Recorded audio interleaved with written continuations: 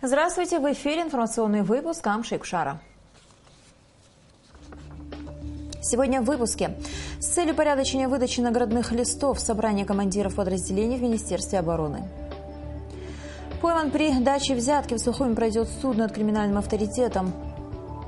Эвкалиптовый ветер Абхазии – традиционный конкурс творческой молодежи в столице. Сегодня в Министерстве обороны прошло собрание с участием вице-президента, председателя Государственной комиссии по наградам при президенте Виталия Габня, секретаря Совета безопасности Мухаммада Килба, руководства оборонного ведомства и командиров подразделений времен Отечественной войны народа Абхазии. По предложению вице-президента Виталия Габня с целью упорядочения выдачи наградных листов было принято решение о разработке графика подачи наградного листа от каждого командира подразделения. И это будет последняя подача на награждение участников Отечественной войны народа Абхазии 1992-1993 годов. Кроме того, Виталий Габня также предложил разграничить понятие «участник боевых действий» и «участник войны». На собрании было утверждено положение о ветеранах Отечественной войны народа Абхазии. Приняли решение о приравнивании к участникам войны сотрудников силовых структур, погибших и получивших ранения с 1993 по 2008 годы. Предложили президенту Абхазии рассмотреть возможность награждения участников войны медалью за победу. На сегодняшний день в списках участников войны числится более 18 тысяч человек. Сегодня, для чего мы собрались, вице-президент поднял этот вопрос, прошлого председателя комиссии по награждению участников Отечественной войны 92-93 года. Цель и задача наша до конца этого месяца, следующего, наградить тех достойных ребят, которые вы представили. Из того, с чем я сталкиваюсь каждый день, нет никакой справедливости и порядка. На сегодняшний день, я как понимаю, подача заявления на награду происходит следующим образом. Соискатель приходит, берет наградной лист, пишет сам о себе, каков он герой, и 5 человек его сослуживцев подписывают. Понимая, что реальных участников войны было от 8 до 12 тысяч вместе с силовым обеспечением. А сегодня 18 600, и мы включили всех, и тех, кто 2 дня был на войне, и 2 недели. Я полагаю, что найдутся люди, которые подпишут такие наградные листы, не говоря уже о многих других аспектах, чем мы все живые люди мотивированы. Такие вопросы в ручном режиме я посчитал нецелесообразным, и нам важно выстроить из этого систему. Те вопросы, которые сегодня у нас на повестке дня, они действительно очень важны. И если бы мы чаще или с какой-то периодичностью встречались, я уверен, что мы не имели бы, эти вопросы бы не возникали сегодня по истечению 20 лет после нашей победы.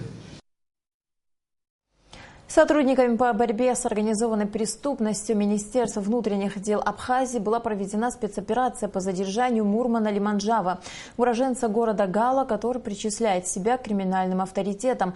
Лиманджава был задержан при даче взятки должностному лицу, находящемуся при исполнении служебных обязанностей, и водворен в изолятор временного содержания. Суд по данному делу назначен на завтра, 7 августа. Другие подробности в материале Ренаты Шакая. Мурман Лиманджава – криминальный авторитет. На территории Абхазии впервые к уголовной ответственности привлекался в 1973 году за кражу. Согласно существующей базе данных, уголовное дело было заведено прокуратурой Гальского района. В 1980 году он был осужден Гальским районным судом за умышленное убийство. 26 июня 2015 года сотрудниками по борьбе с организованной преступностью Центрального аппарата была проведена спецоперация в целях выявления и пресечения преступления.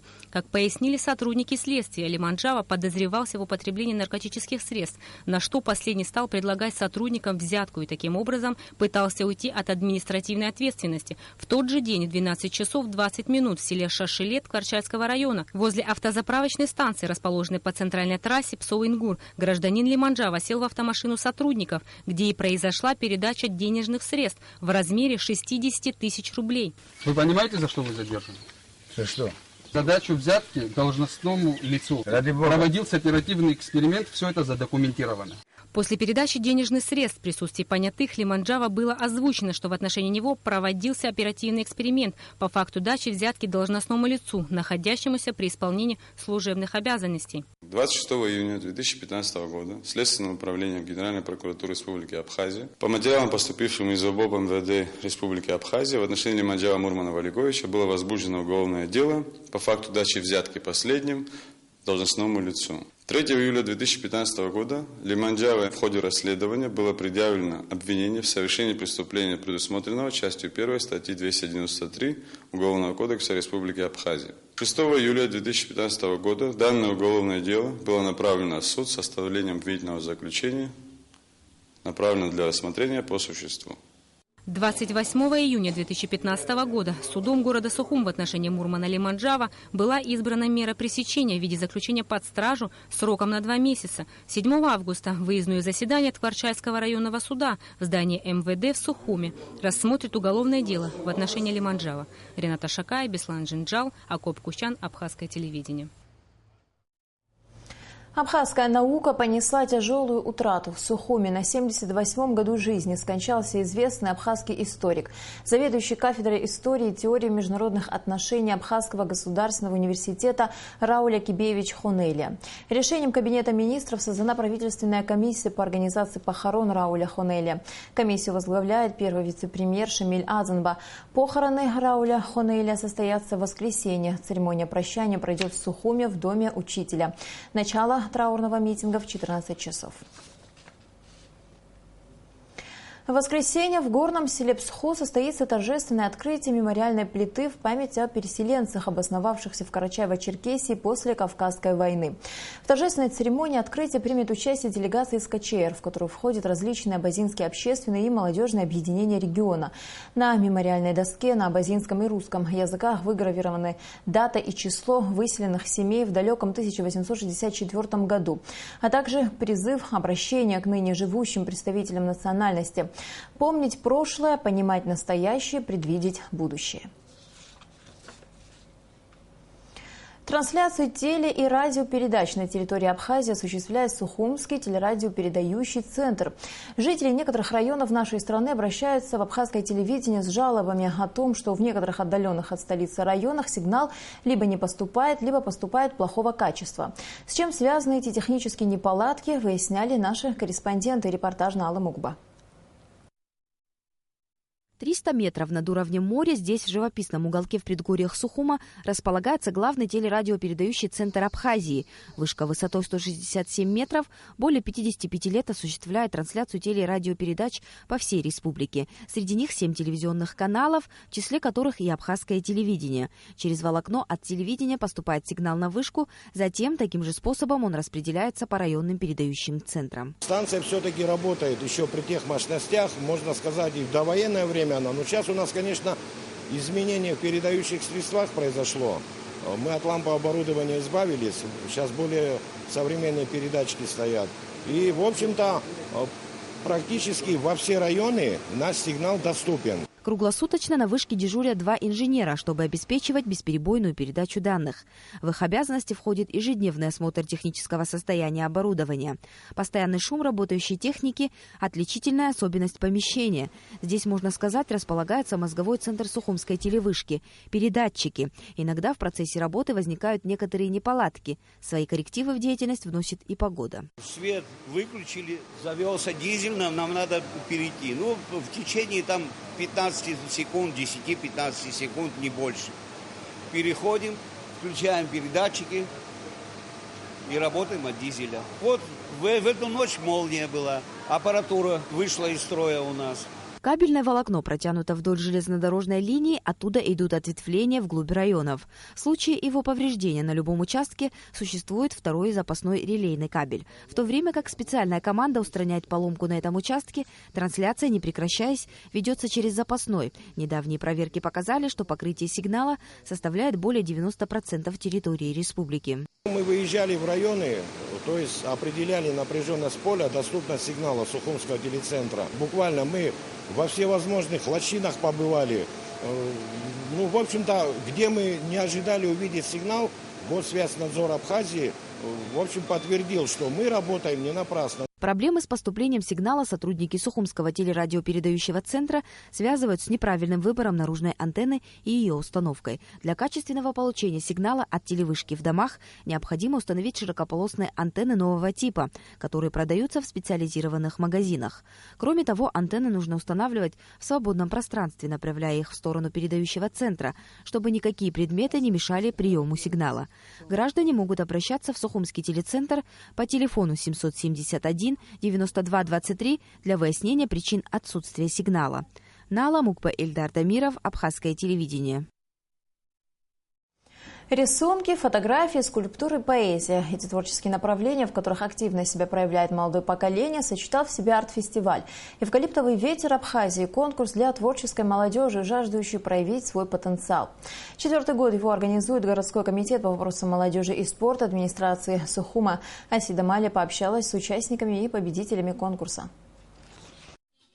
То, что творческая составляющая нужна в любой деятельности, несомненно. Творческие способности необходимо развивать с детства. Автор проекта «Эвкалиптовый ветер Абхазии» отмечает, за 4 года работы арт-фестиваля удалось выявить талантливую молодежь. И если наши дети, наша молодежь будет развивать это очень важно и дальше, потому что, в принципе, в творческой деятельности рождается и культурное наследие, и национальное наследие, и даже общечеловеческие ценности. Это очень важно. Организаторы его, городской комитет по делам молодежи и спорта, постарались сделать все, чтобы обстановка фестиваля располагала к легкости настроения. Работы юных художников, фотографов и скульпторов выставлены на лоне природы на набережной Махаджиров. В этом году фестиваль проходит в рамках проекта «Сухум глазами молодежи». В движении августа уже многие звонят, интересуются, а будет ли фестиваль, будете ли проводить. Раз есть желающие и есть стремление участвовать и как-то проявлять себя в этом, в творчестве, мы только за. И в этом году, так же, как и предыдущие, проводим этот фестиваль. Особенность конкурса такова, что проходит он в течение 2 дней, а работы, представленные для участия в конкурсе, по его условиям должны быть созданы накануне. К примеру, картины все еще свежи и краска не подсохла как следует. Кстати, тема работ на этот раз новая – любимый предмет города. Предложил ее дизайнер и скульптор Архип Лабахуа. Детский рисунок – это всегда, если не чудо, то праздник. У детей, художнику учиться раскрепощенности, учиться и учиться. Но меня немножко смутило то, что вот эти временные 1 день – это мало для такого размытого задания, как, например, любимый предмет. Это очень интересно, кстати. Я только за подобного рода задания вообще. Но мало. Не хватает художественного опыта, и в каком-то смысле языка, чтобы хотя бы 3 дня.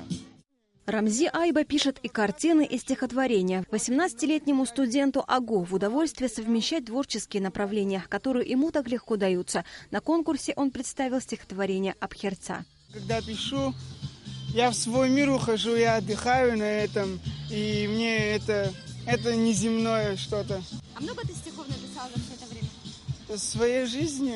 Я с 4 класса начал, очень много тетрадек рвал, терял, так очень много. Долгожданная церемония награждения участников и объявления победителей конкурса. Жюри выбрало победителей в различных номинациях. Гран-при в номинации «Художественное фото» заслужил Зевар Каншао. А в номинации «Изобразительное искусство» гран-при выиграла Аида Аджба. Я изобразила свое летнее настроение, свои впечатления и не стала изображать свой любимый предмет, а лишь орнамент из сухумский орнамент, в общем, вот. И солнце изобразила в виде апельсина, вот. Первое место в той же номинации разделили юные художницы Элана Джопуа и Жанна Матюхина, самые младшие участницы конкурса. Завоевавшим гран-при конкурса городской комитет по делам молодежи и спорта обещает организовать персональную выставку. Асида Малия, Беслан Джанджал, Абхазское телевидение. 5-й международный фестиваль вокалистов «Дружба без границ» прошел накануне в Абхаз-Госфилармонии. В нем приняли участие артисты из Абхазии и из республик Северного Кавказа, Адыгеи, Кабардино-Балкарии, Северной Осетии. Организатор фестиваля – директор Республиканского центра народного творчества имени Ивана Кортуа Нурик Варча. Международный фестиваль, ставший уже традиционным, является площадкой для развития культурных и межнациональных связей.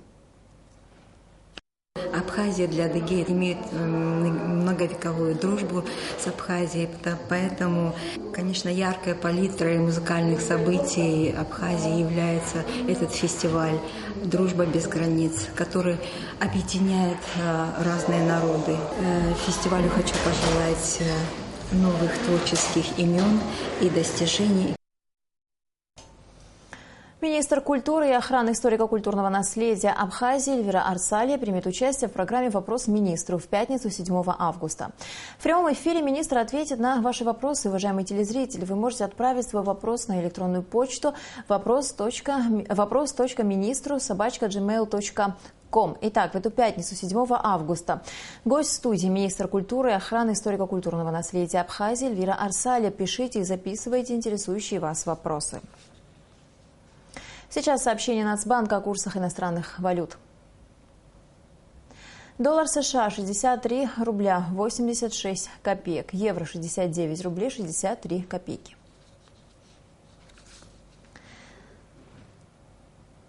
И в завершение выпуска о погоде.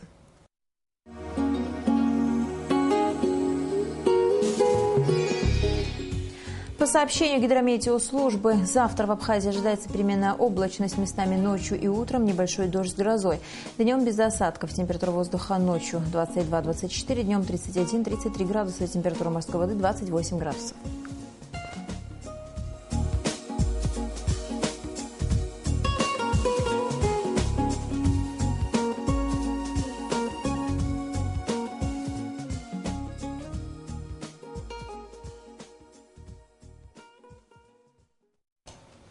На этом наш выпуск завершен. Всего вам доброго.